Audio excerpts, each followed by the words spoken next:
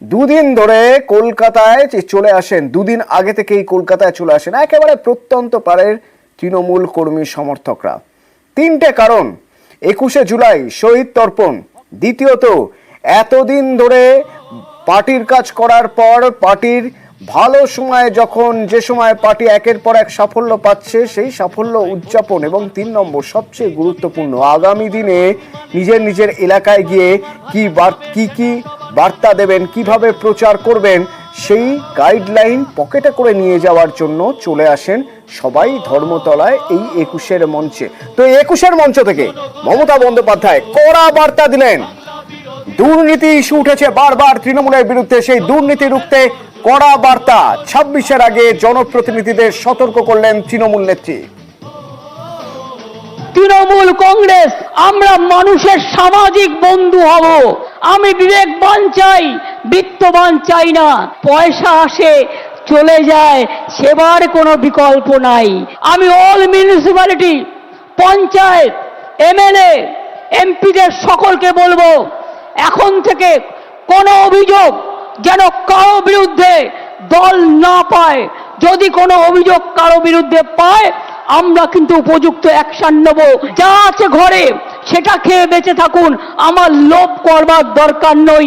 আমরা লোভী হতে চাই না। যতদিন আপনারা এই কাজটা করে দিতে পারবেন ততদিন মনে রাখবেন আপনাদের কেউ সরাতে পারবে না, আপনাদের কেউ হাঁটাতে পারবে না। অন্যায় করলে আপনারা দেখেছেন আমি তৃণমূল কংগ্রেসকেও ছাড়ি না, তৃণমূল কংগ্রেসকেও গ্রেপ্তার করি। মা বোনেদের সম্মান দেবেন।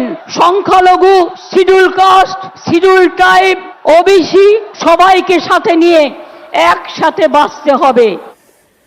এই বক্তব্যেরই একটি জায়গা অত্যন্ত গুরুত্বপূর্ণ, অত্যন্ত তাৎপর্যপূর্ণ, যেখানে তিনি বলছেন বিত্তবান নয় বিবেকবান কর্মীকে গুরুত্ব দেওয়া হবে, জিতে আরো নম্র হতে হবে, দায়িত্ব নিতে হবে আরো বেশি, যা আলাদা ইঙ্গিত বহন করে। আমরা তিনটে পার্টির সাথে লড়াই করে জিতে এসেছি, বিজেপি, কংগ্রেস এবং সিপিএম। আমি স্যালুট জানাই বাংলার মানুষকে, যারা আপনারা আমাদের সমর্থন দিয়েছেন। যারা দেননি আগামী দিন তাদের কাছেও সমর্থন আশা করব। মনে রাখতে হবে আমরা যত জিতব তত আমাদের নরম হতে হবে, আমরা যত জিতব তত আমাদের দায়িত্ব বাড়বে, আমরা যত জিতব তত মানুষের কর্মী হতে পারবো। তৃণমূল কংগ্রেস শুধু রাজনৈতিক দলের কর্মী নয়, তৃণমূল কংগ্রেস একটা সেবার কাজকর্মের প্ল্যাটফর্ম। এখানে আমি বিত্তবান চাই না, আমি বিবেকবান চাই, যার বিবেক আছে, যার আবেগ আছে। 21শে জুলাই সর্বধর্ম সমন্বয়। এবং আরো একবার মনে করিয়ে দিলেন কর্মী সমর্থকদের, দল দুর্নীতির প্রসঙ্গে জিরো টলারেন্সে বিশ্বাসী, জেতার পরেও যদি কেউ কাজ না করেন তাহলে পদ ছেড়ে দিন। নোংরা যদি গায়ে লাগে, মনে লাগে, সেটা কিন্তু ধোয়া যায় না। দুর্নীতির সাথে আপোষ নয়। আর যারা ইলেক্টেড হয়ে মানুষকে সেবা দেবেন না তাদের সাথে আমরা কোনো সম্পর্ক রাখবো না। আমাদের সবটাই চাই, সব মানুষকে নিয়ে, সব জেলাকে নিয়ে, সব ব্লককে নিয়ে। যেখানে যেখানে জিতেছেন ভালো করে মানুষকে গিয়ে ধন্যবাদ জানাবেন, তাদের কি বাকি আছে কাজটা করবেন, যেটা পারবেন না দলকে জানাবেন।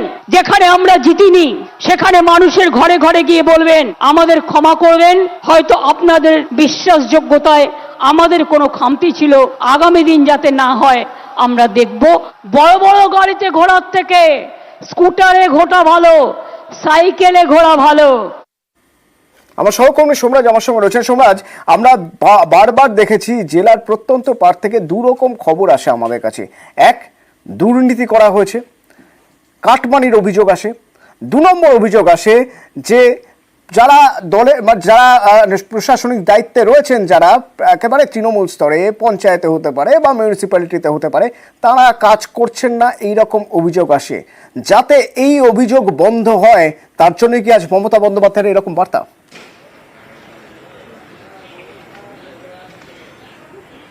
দেখো, অবশ্যই মমতা বন্দ্যোপাধ্যায় আজকে শৃঙ্খলার বার্তা দিয়েছেন, শুদ্ধিকরণের বার্তা দিয়েছেন দলের কর্মীদের। তুমি দেখেছিলে যে মমতা বন্দ্যোপাধ্যায় গত 11 জুনের পর থেকে যে প্রশাসনিক বৈঠকগুলো করেছিল, সেই প্রশাসনিক বৈঠকে রাজ্য প্রশাসনকে কড়া কার্যত মনোভাব নিয়েছিলেন রাজ্য প্রশাসনের বিরুদ্ধেই। কয়েকজন অফিসারদের নাম করে কার্যত কড়া হুঁশিয়ারি পর্যন্ত দেখা দিতে দিয়েছিল মমতা বন্দ্যোপাধ্যায়কে। আর এবার সেই জায়গা থেকেই সাংগঠনিক দিক থেকেও মমতা বন্দ্যোপাধ্যায় কড়া পদক্ষেপ নেবেন, এমনটাও আজকে স্পষ্ট করে দিলেন 21শে জুলাইয়ের মঞ্চ থেকে। আর পাশাপাশি এটাও বুঝিয়ে দিলেন কোনো দুর্নীতি দলের মধ্যে রেয়াত করা হবে না। যদি কোনো অভিযোগ আসে, সেই অভিযোগের প্রেক্ষিতেও শাস্তিমূলক পদক্ষেপ নেবে তৃণমূল কংগ্রেস দল। অর্থাৎ 2026-এর বিধানসভা নির্বাচন, তাকে সামনে রেখেই মমতা বন্দ্যোপাধ্যায়ের এই শৃঙ্খলার বার্তা, শুদ্ধিকরণের বার্তা তার দলকে। তার কারণ বারবারই তৃণমূল কংগ্রেসের বেশ কয়েকজন নেতার বিরুদ্ধে অভিযোগ উঠেছে। বিরোধীরা লাগাতার শিক্ষাক্ষেত্রে অর্থাৎ শিক্ষক নিয়োগের ক্ষেত্রে দুর্নীতির অভিযোগ তুলে সরব হয়েছে, রেশন বন্টনের দুর্নীতির অভিযোগ তুলে নিয়ে সরব হয়েছে। অর্থাৎ বারবারই দুর্নীতির অভিযোগ নিয়ে অস্বস্তিতে পড়তে হয়েছে শাসক দলকে বিরোধীদের লাগাতার অভিযোগের জেরে। আর সেই কারণেই মমতা বন্দ্যোপাধ্যায় 21শে জুলাইয়ের মঞ্চ থেকে 2026-এর বিধানসভাকে সামনে রেখে দলের স্বচ্ছতার বার্তা, তারপরে শুদ্ধিকরণের বার্তা এবং কোথাও একটা শৃঙ্খলার বার্তা দলের কর্মীদের দিতে চাইলেন মমতা বন্দ্যোপাধ্যায়। অন্তত রাজনৈতিক মহল তেমনটাই মনে করছে।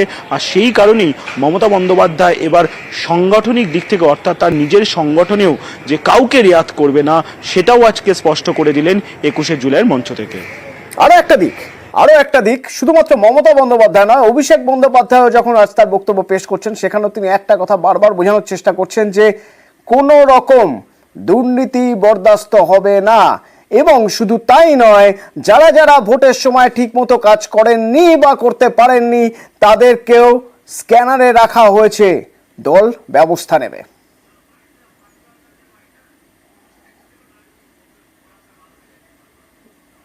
পুরসভায় যারা দায়িত্বে আছেন, পঞ্চায়েতে যারা দায়িত্বে আছেন, তাদের কর্মীদের কথা ভাবতে হবে, নিজের কথা ভাবলে চলবে না।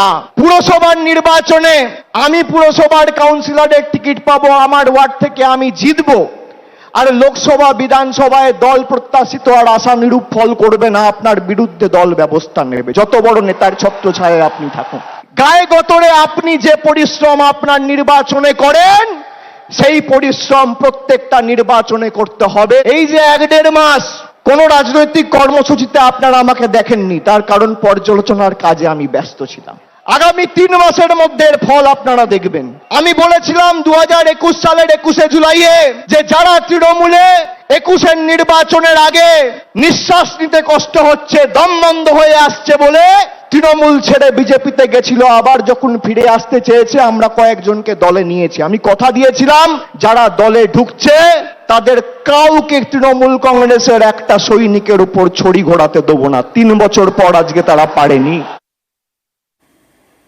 কড়া বার্তা দিচ্ছেন, যেসব জায়গায় পুরসভায় পঞ্চায়েতে ভালো ফল হয়নি, সেই সব জায়গায় পদক্ষেপ করবে দল। আমার সহকর্মী আবির আমার সঙ্গে রয়েছেন। আবির, আমরা দেখেছি লোকসভা ভোটের ক্ষেত্রে তৃণমূল 2019-এর তুলনায় ভালো ফল তো করেছে, কিন্তু আমরা যদি তার মাঝের অর্থাৎ 2021-এর পরের পঞ্চায়েত এবং পুরসভার ভোট দেখি, যেসব জায়গায় তৃণমূলের ভালো ফল ছিল, সেই সব পুরসভা বা পঞ্চায়েত থেকেও এবার কম ভোট এসেছে বেশ কিছু জায়গায়। সেই জায়গাগুলো পয়েন্ট আউট করছে দল, সেটাই স্ক্যানারে রাখছে দল, সেটাই কি আজ বোঝাতে চাইলেন অভিষেক?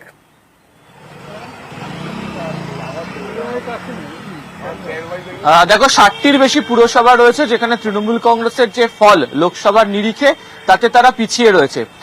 খাস কলকাতা শহরের মধ্যে একাধিক জায়গা রয়েছে, একাধিক ওয়ার্ড রয়েছে যেখানে তৃণমূল কংগ্রেস পিছিয়ে পড়েছিল।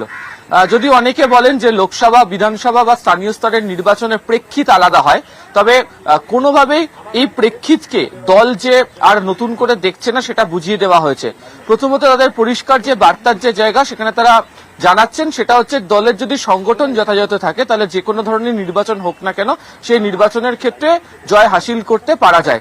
এক্ষেত্রে যে সাংগঠনিক যে দুর্বলতার বিষয়টি, সেটি ক্ষেত্রে শুধুমাত্র নীতির প্রেক্ষিতে নয়, এই সাংগঠনিক দুর্বলতার একটা বড় অংশ জুড়ে যে বিষয়টি থাকে তা হচ্ছে যারা দায়িত্বে থাকেন বা যাদের সঙ্গে প্রত্যেক দিনের মানুষের জনসংযোগ হয় দলের বা সেই রাজনৈতিক দলের কারণে, তাদের কোথাও একটা ব্যর্থতাটা কাজ করে। বহু ক্ষেত্রে দাঁড়িয়ে তৃণমূল কংগ্রেসের অন্দরে লোকসভা লোকসভা নির্বাচনের পরে এই সংক্রান্ত একাধিক জায়গাকার রিপোর্ট এসেছে, সেই রিপোর্টেরই মূল্যায়ন করতে শুরু করেছে হচ্ছে তৃণমূল কংগ্রেস। অর্থাৎ এই ক্ষেত্রে আমরা প্রথম থেকে যেটা বারবার বলছি, তৃণমূল কংগ্রেস এবার পুরোপুরিভাবে পারফরমেন্সে জোর দেবে, শুধুমাত্র পদ আঁকড়ে বসে থাকলে চলবে না। এই বার্তাই বা এই বক্তব্যই যে পুরোপুরি মেনে চলবে তৃণমূল কংগ্রেস আগামী দিনে, সেটাই আজকে বুঝিয়ে দিয়েছেন অভিষেক বন্দ্যোপাধ্যায়। ধন্যবাদ আবি। খারাপ ফলের শাস্তি, এবং সেই শাস্তি 3 মাসের মধ্যেই বোঝা যাবে কি পদক্ষেপ করছে দল। তৃণমূল কংগ্রেসের সর্বভারতীয় সাধারণ সম্পাদক হিসেবে আপনাদের কথা দিচ্ছি যে যারা এই নির্বাচনে পঞ্চায়েত বা কাউন্সিলর বা মিউনিসিপ্যালিটি চেয়ারম্যান, ভাইস চেয়ারম্যান থেকেও মানুষকে বোঝাতে অক্ষম হয়েছেন, বা তাদের নির্দিষ্ট এলাকা থেকে প্রত্যাশিত বা আশানুরূপ ফল হয়নি, একইভাবে আমরা টাউন সভাপতির বিরুদ্ধেও ব্যবস্থা নেব, মিউনিসিপ্যালিটি চেয়ারম্যানের বিরুদ্ধেও ব্যবস্থা নেব, গ্রাম পঞ্চায়েতের ক্ষেত্রে প্রধানের বিরুদ্ধেও ব্যবস্থা হবে, অঞ্চল সভাপতির বিরুদ্ধেও ব্যবস্থা হবে। কাউকে রেয়াত করা হবে না, কাউকে রেয়াত করা হবে না। এবং পাশাপাশি মনে করিয়ে দিলেন আত্মতুষ্টির কোনো জায়গা নেই, অর্থাৎ এখান থেকেই 26-এর জন্য লড়াই শুরু করতে হবে। আগামীর লড়াই যদি আমরা ভেবে থাকি যে আগামীর লড়াইয়েও আমরা জিতব, তাহলে আত্মতুষ্টির কোনো জায়গা নেই। আমরা জিতব, কিন্তু এই জিত যেন 2016 থেকেও বড় হয়, 2021-এর থেকেও বড় হয়, 2024-এর থেকেও বড় হয়। এই আমাদের শপথ নিয়ে আজকে 21শে জুলাইয়ের মঞ্চ থেকে ফিরতে হবে। কিন্তু শৃঙ্খলা পরায়ণ আমাদের হতে হবে। যারা নতুন তৃণমূলে এসছেন তাদেরকে তৃণমূলের সংগ্রাম, নেত্রীর লড়াই, 21শে জুলাইয়ের ইতিহাস সম্পর্কে জানতে হবে। আর পুরনোরা যারা আছেন তাদেরকেও নতুনকে সাথে নিয়ে আগামী দিন দলকে আরো শক্তিশালী করার জন্য মাঠে নেমে লড়াই করতে হবে। পুরনোদের অভিজ্ঞতা আর নতুনদের উৎসাহ উদ্দীপনা দুটোই তৃণমূলের একই বৃন্তে দুটো কুসুম। অযথা কোন রকম কোন বাগ বিতণ্ডায় জড়াবেন না। বিজেপিকে ভোট দিয়ে মানুষ জেতায়নি, মানুষ আপনাদের ভোট দিয়ে তৃণমূলকে জিতিয়েছে।